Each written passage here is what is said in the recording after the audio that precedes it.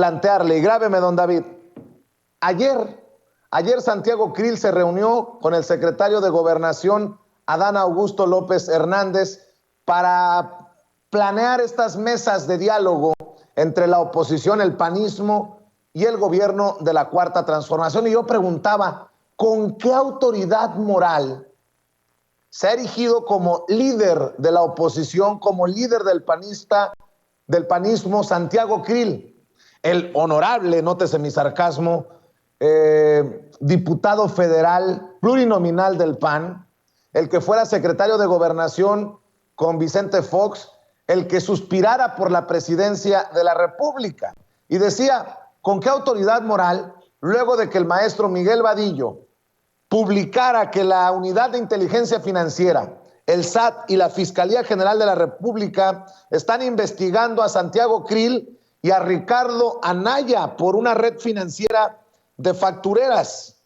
Ayer le informaba aquí que el exsecretario de Gobernación, expresidente del Senado de la República y actual diputado federal por el PAN, Santiago Krill, es investigado junto con su hijo, Santiago Krill Garza Ríos, y el ex candidato panista a la presidencia de la República, Ricardo Anaya Cortés, por participar presuntamente en una intrincada red financiera que vincula políticos y despachos de abogados con empresas acusadas de facturar operaciones sospechosas, defraudar al fisco y participar en el lavado de dinero producto del crimen organizado. Le agradezco mucho al maestro Miguel Vadillo que me tome esta llamada telefónica para hablar a detalle de esto que publica en la revista Contralínea y que significaría, pues, un golpe a la credibilidad, a la autoridad moral de estos políticos. Y bien dice el presidente que sin autoridad moral, pues no se puede ni gobernar, ni se puede negociar, no hay nada. Un político sin autoridad moral no tiene nada. Saludo con mucho gusto al maestro Miguel Vadillo. Miguel, un abrazo, muy buenos días. Buenos días, Vicente. Buenos días también para tu gran audiencia, a tus órdenes. Miguel, pues vaya anuncio, vaya publicación que realizas, maestro, porque habla de políticos involucrados con despachos, empresas que tienen a su vez negocios hasta con el crimen organizado. Y estos dineros terminaron en las cuentas de Ricardo Anaya, en los despachos de Santiago Krill. Apórtanos más detalles, si puedes, maestro, a esto que estoy mencionando. Sí, fíjate que desde hace mucho tiempo hemos conocido esta dualidad de muchos abogados que entran a la política y se convierten pues en líderes de partidos, concretamente el Acción Nacional, en este caso, y que al mismo tiempo litigan en tribunales. Vicente, este problema pues es viejo, es conocido ya.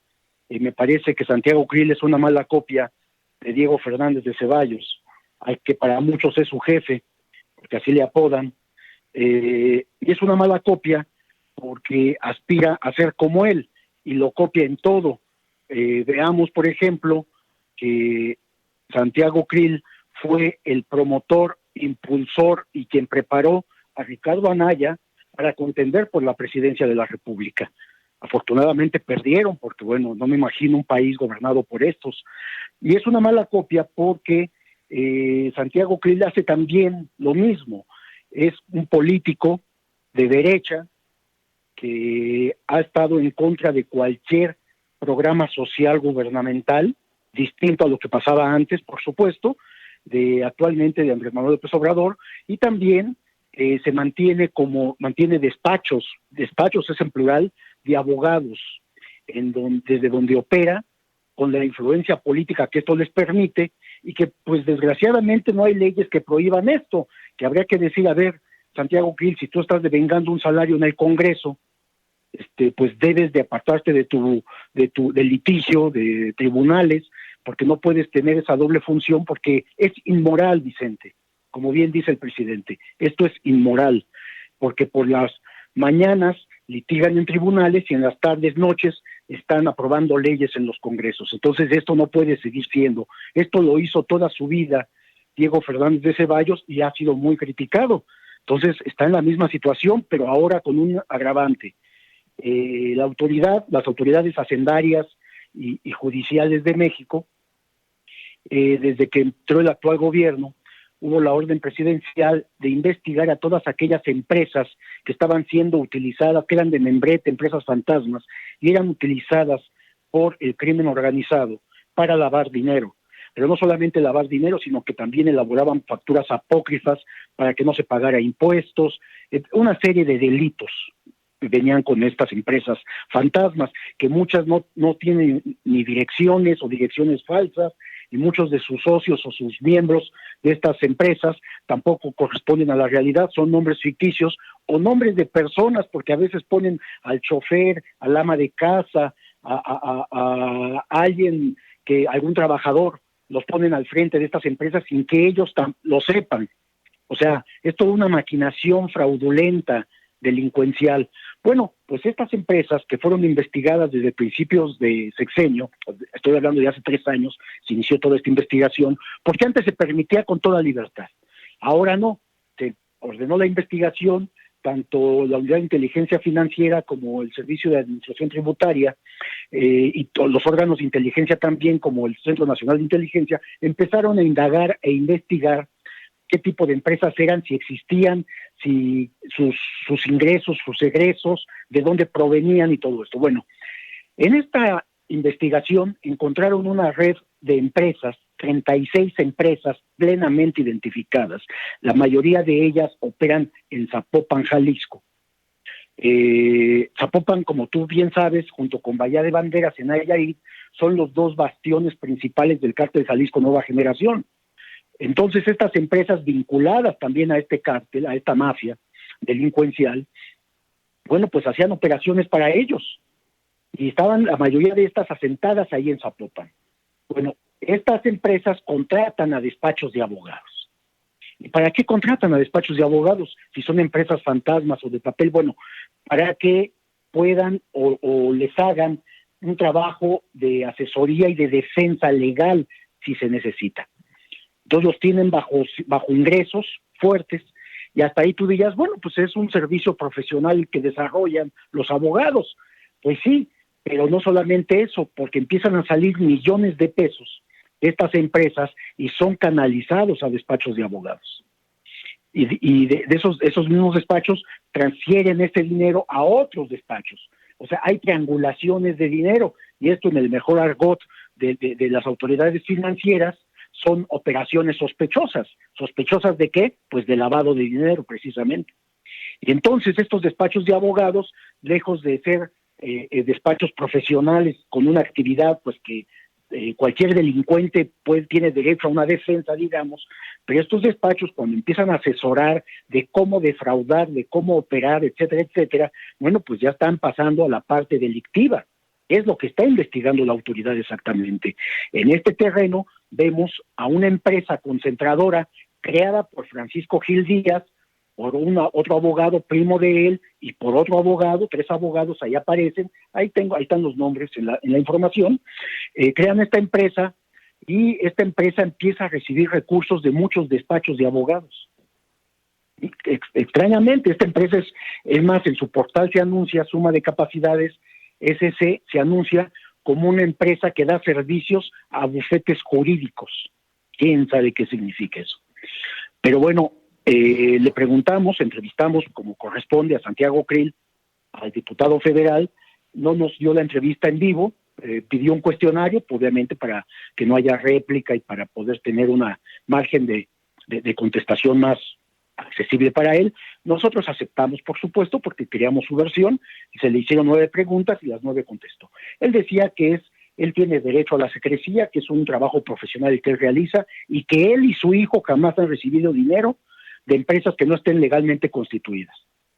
Pues aquí ya hay la primera mentira, porque en un organigrama que tenemos, en un diagrama de actividades de flujos de dinero de estas empresas factureras, resulta que en el caso, por ejemplo, del despacho de su hijo, que también es abogado, Santiago Krill Garza Ríos, bueno, recibe millones, tanto él como sus otros 3 socios, y también el despacho, o sea, en lo individual, y en el despacho reciben millones de pesos de empresas factureras.